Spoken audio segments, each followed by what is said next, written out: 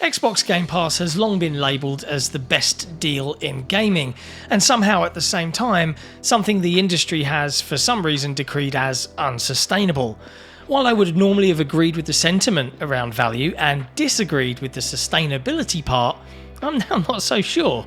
Earlier today, Xbox revealed a complete revamp for the service, and frankly, it's hard not to feel a little taken aback by what is an absolutely staggering increase in how much the Game Pass Ultimate subscription is going to cost. The biggest and most substantial perk to being a Game Pass subscriber is undoubtedly the Day One games. That's everything Microsoft makes across Xbox Game Studios, Bethesda, Blizzard, Activision, all available for you on the day of release for you to play to your heart's content. It's the headliner, it's the big wow. Now, for most subscribers, who I imagine are on this tier, Microsoft are now asking you to pay a whopping $360 USD a year for the privilege. That's a price increase from $19.99 a month to $29.99 a month, a 50% increase in costs. For some broader context, that's like buying a new Xbox Series S every year, which, much like everything else related to Xbox lately, has seen a price increase too. At launch, the Xbox Series S cost $299 and was a perfectly great console for modern next-gen gaming. It's now $100 more, and don't even get me started on its more powerful older brother. An Xbox Series X is now $650. It launched at $500. I know Microsoft has tried to pretty this all up.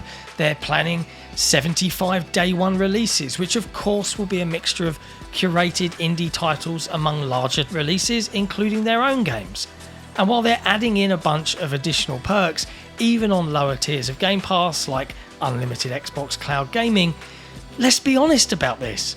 I don't play Fortnite, and I never will, so bundling in the perceived value of Fortnite Crew, or even some old Ubisoft classics, no, it's not Ubisoft Plus, they got the pricing wrong on their blog post. Did I ever tell you the definition of insanity? Trying to pass it off as a win feels instead like a swift kick to the balls. This is Microsoft's Xbox, a brand whose console hardware is in third place and shows no sign of recovery.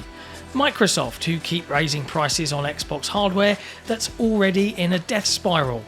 Microsoft, a company that keeps closing studios and firing people in their thousands. Microsoft, who quite recently triumphantly updated shareholders on record profits of making more money than ever, including within Xbox. They just seem to actively want to be disliked or even hated.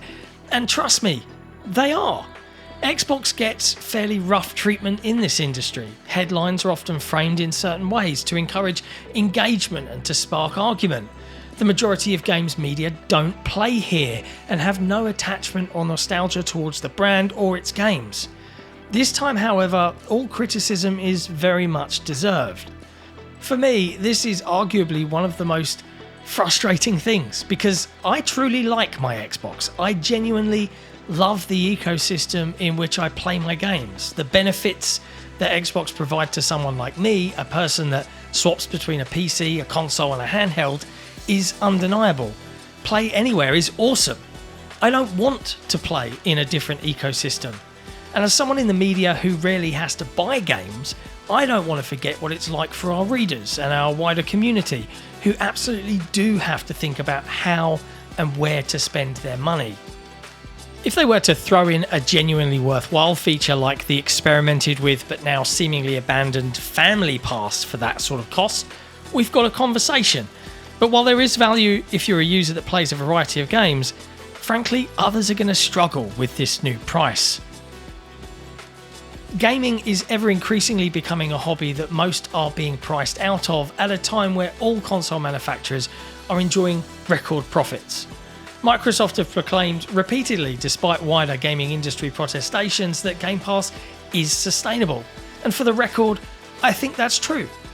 Instead, Microsoft are opting to turn the screws on the last remaining Xbox faithful, a seemingly dwindling number of users who still have the passion and nostalgia for the Xbox brand, a passion that Nintendo and Sony have in spades.